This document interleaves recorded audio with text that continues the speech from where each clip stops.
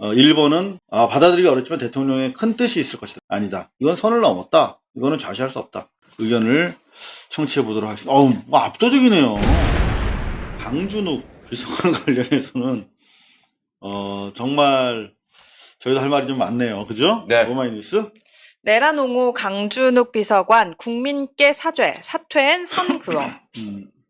강준욱이 누군지도 몰랐어. 저도요. 아셨어요 혹시? 아니요, 교수라는 것만 알았지. 예. 뭐 하던 사람인가 봤더니 뭐 보수 쪽에 네. 뭐 스피커였다고 하고 뭐 근데 하던 저는 사람- 궁금한 게 이 정도로 그러니까는 그 일반적으로 저희가 생각하는 것과 다르게 이 사람은 저희가 보기엔 틀린 생각을 하고 있잖아요. 다른 생각이 아니라. 그렇습니다. 이 정도로 다른 세계에 사는 분이라면 이재명 정부에서 이렇게 제안이 왔을 때 거절을 해야 정상 아닌가. 받은 왜 것 거- 때문에 욕먹어요, 이 사람도. 네. 예, 그쪽에서도, 그쪽 세계에서도. 그러니까요. 그 누가 추천했나 봤더니 한국일보. 네, 계엄 옹호 논란 강준욱 비서관, 보수 아. 논객 정규재가 추천했다. 아니, 정규재가 추천을 했다고 해도 본인이 가면 안 되지 않느냐. 저는 그 얘기를 그렇죠. 하고 싶어요. 네. 네. 국민통합비서관이잖아요. 네. 근데 국민통합을 위해서 이런 사람이 무슨 역할을 할 수 있나? 결국 하자는 국민통합의 본체가 내란 이런 거를 옹호하고 그래 윤석열 그래도 불쌍해 이런 생각하는 사람까지도 합쳐야 된다는 생각으로 이런 인사를 했다. 좋게 생각하면 그런 건데 그러기 위해서 꼭 그쪽 그 내란을 갖다가 옹호한 사람을 앉혀야 그게 가능하냐?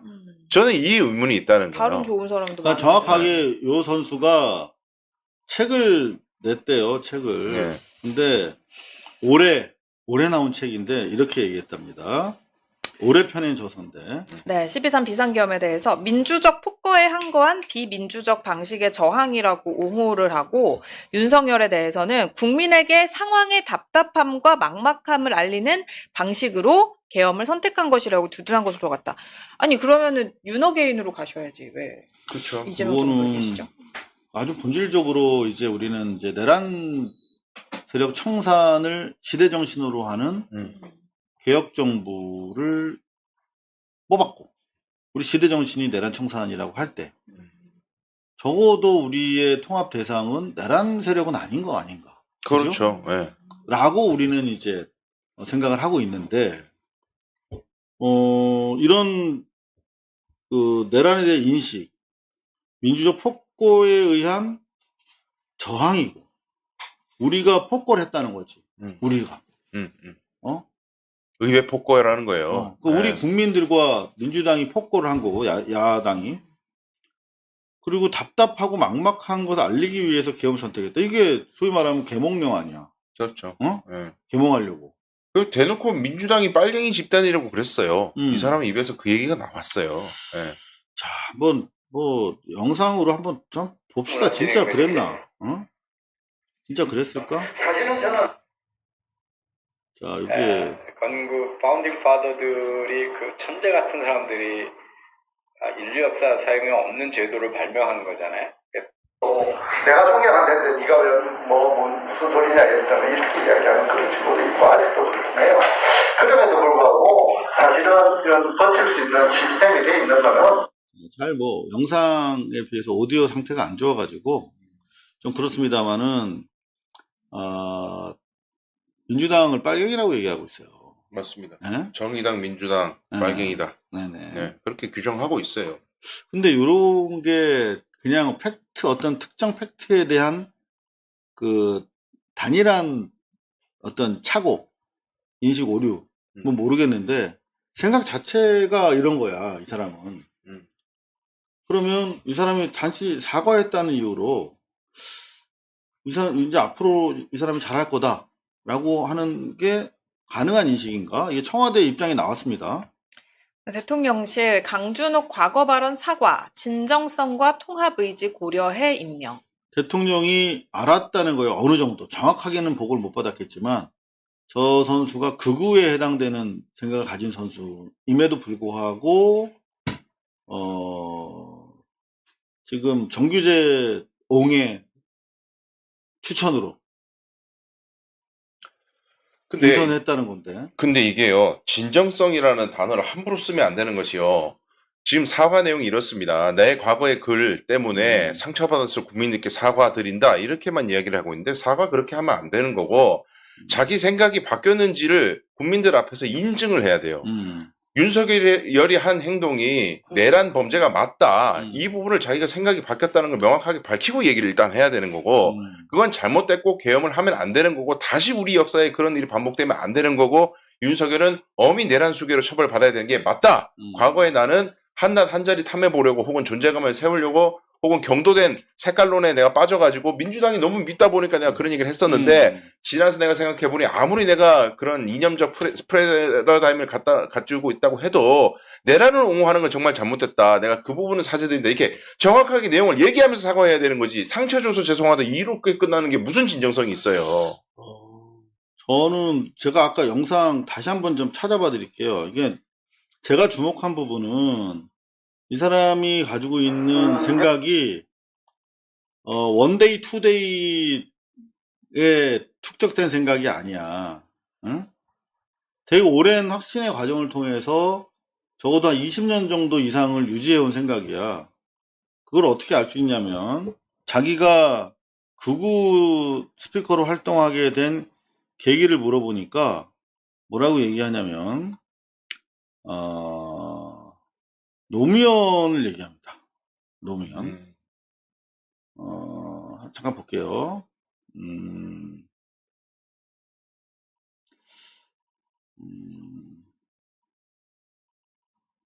여기 보세요. 뇌물 사건 때 결정적으로 이게 임팩트가 온 게 노무현 대통령이 뇌물을 받았다라고 단정하고 있어요, 지금. 예. 응? 이건 또 허위 사실입니다. 아니 이 사람들이 정의로운 사람들이 아니잖아 하는 생각이 들더라고요. 그래서 이제 그때부터 이제 생각이 좀 바뀌기 시작했는데 여기가 혹시 아시는 분 있을지 모르겠습니다만 페이스북에 예전엔 좀 많이 하다가 중간에 한 몇 개월 안 하다가 다시 들어온 친구가 있어요. 강태영이라고 있는데 제 동생입니다. 제 동생인데 우리 보통 사람들이 보기에는 완전 극우라고 할까요? 완전한 자유주의자. 그 개념이 아주 탁월해요. 제가 제 동생을 자랑을 하는 건 아닙니다만 저는 뭐 제 동생한테 못 미치고요. 한 10년을 그 공부를 하고는 저한테 영향을 많이 줬죠. 형님 이게 아닙니다 이러면서 이야기를 많이 하고 그래서 이제 그때부터 저는 이제 저도 이제 책도 보고 좀 알게 됐죠. 좀 보게 되고 그래서 이게 세상을 다르게 살아야 된다라는 명제는 있고 다들 뭐 가정을 꾸리고 자식들 애들도 있고 하는데 이게 엉터리로 이렇게 살았어야 되겠는가 하는 그런 생각이 들어서 2000년 이제 초로서 IBM 빌딩에 자주 갔거든요. 근데 IBM 코리아가 자, 이 정도 내용만 드려도 최소한 20년 이상 자기 확고하게 다져온 생각이야.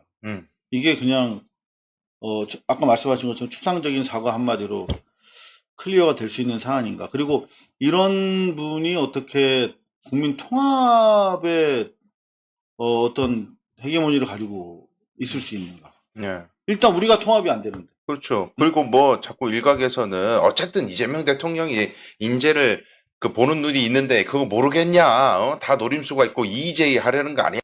오랑캐로 이용해서 물리치려고 하는 건지 뭐 그런 말씀 하시는 분들이 있던데 네. 국민통합비서관 자리는 그런 패러다임으로 접근할 수 있는 자리가 아니에요. 일단 무슨 이 사람을 통해 가지고 누구를 물리친다는 겁니까? 그거는 수사기관이 할 일이에요. 통합비서관이 하는 업무가 뭔데요? 그러니까 저는 도대체가 이게 명분이 없는 인사다. 아무리 생각을 해도. 그럼 이거는 추천을 했을 때 뭐 정규재라는 사람이 추천을 했으면은 정규재 옹은 그래도 최근에 스피커로서 계속해서 윤석열을 비판해 왔고 진짜 보수의 가치는 그게 아니라는 얘기를 해왔기 때문에 납득을 하는데 강준욱이라는 사람은 최근에 무슨 말을 했는데요? 우리 국민들이 몰라요. 근데 갑자기 뜬금없이 정규재 옹이 추천했다고 해서 그냥 간다 이래버리면 어떤 민주시민이 이해를 합니까? 자, 저희가 조금 사실 여러분들도 그렇습니다만 이재명 대통령을 지지하고 물론 뭐 숙고해서 어떤 우리 지지자들만을 위한 대통령이 아니라 정말 국민 전체를 아우르는 통합의 대통령으로서 성공하기를 원하는 걸 알고 있죠.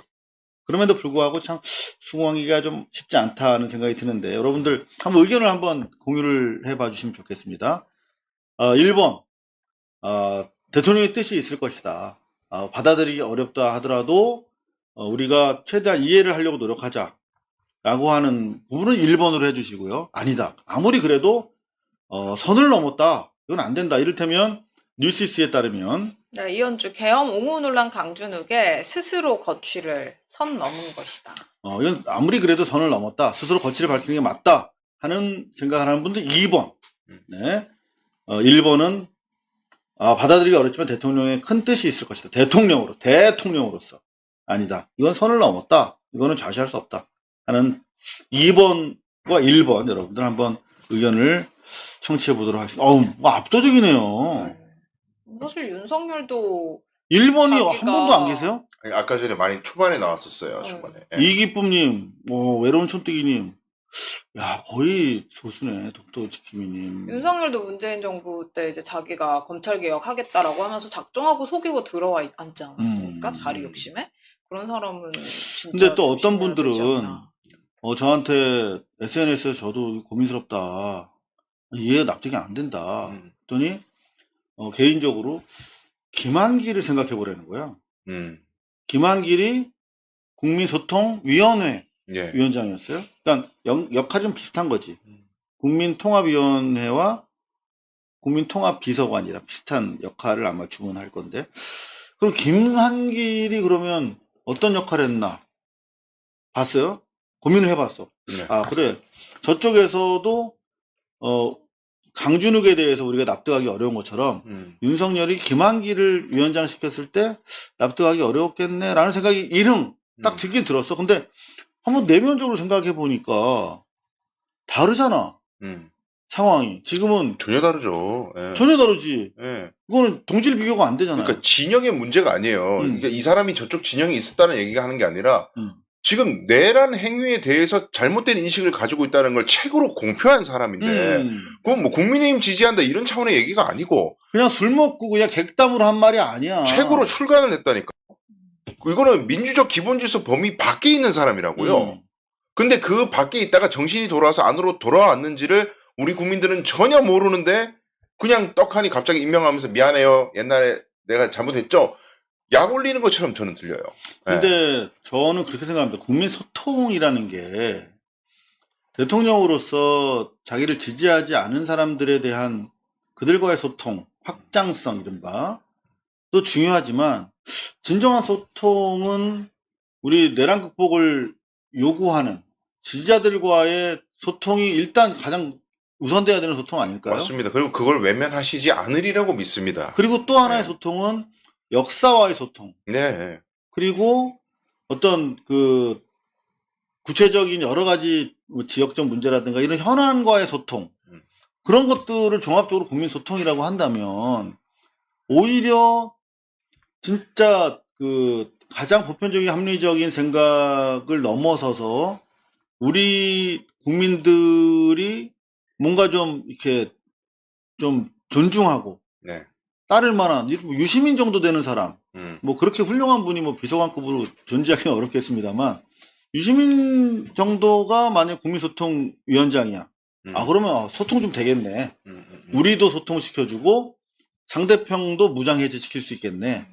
그런 게 소통 비서관 아닐까요? 우리가 생각하는? 네, 통합 비서. 전혀 왜 저쪽 사람을 가지고 그리고 이제 저쪽 생각을 경도된 생각을 가지고 있는 사람들도 자리를 주면은 생각이 바뀌어서 돌아온다. 이른바 그래서- 로봇 태권부 이론. 예, 이게 통합이다라고 생각하는 건 굉장히 위험한 것이 자기의 기본적인 철학 골조를 자리 때문에 바꾸는 인간은요, 다시 자기 이익이 저쪽에 있을 땐 저쪽으로 금방 돌아섭니다. 그런 사람을 통합됐다고 믿으면 안 된다는 거죠. 잠깐 이쪽에 와가지고 변신 카멜레온 한다고 해서 믿을 수 있는 사람이 아니다. 이쪽으로 변신하는 사람은 저쪽으로도 변신 잘해요. 그러니까 그런 측면에서 좀 재고를 해야 되지 않나 저는 그런 생각이 듭니다. 근데 저는 지금 자기 스스로 밝혔어. 뭐라고? 대통령 노무현이 뇌물 받아서 자기는 원래 자기 좌파였대. 근데 우파로 전향했대. 그렇게 간단한 문제인가 그게? 허위 사실이었고. 그러니까 허위 사실에 의해서 자기가 편하게 이념도 자기 투쟁 노선과 동지도 배신할 수 있는 거야? 핑계거리. 그게 납득이 안 가, 저는 기본적으로. 그렇죠. 그리고 자기는 어떤 식으로도 자신의 변절을 합리화할 네. 뭐 그런 걸 찾았겠지. 제가 옛날 김문수 도지사 때 인터뷰를 하니까 그렇게 얘기하더라고. 아니, 왜 노동운동을 배신하셨습니까? 단도직입적으로 물어봤어요. 예. 응. 뭐라고 대답하던가요? 그랬더니 자기 소련의 붕괴를 보면서 자신의 투쟁 노선이 잘못했다는 걸 느꼈대. 예.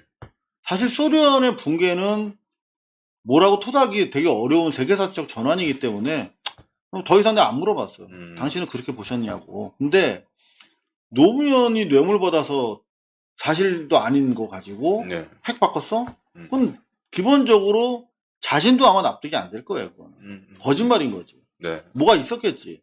그렇죠. 원래 변절자였던가. 어?